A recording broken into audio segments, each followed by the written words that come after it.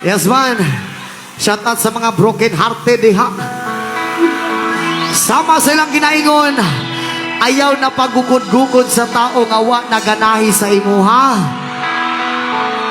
Ug labaw sa tanan, ayaw na pud pagparamdam sa tao nga dili na pud ganahan magparamdam sa imuha.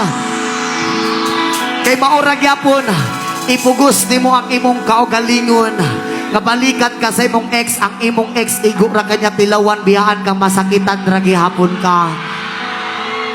Munang sayo palang daan, pangita ug magpalipay sa imuha. Pangita ug bagong magpagilok sa imuha. O pangita ug bagong magbasa-basa sa imuha. Ug unta tanan basa-basaon ka. Hay! Unta tanan ipasulod.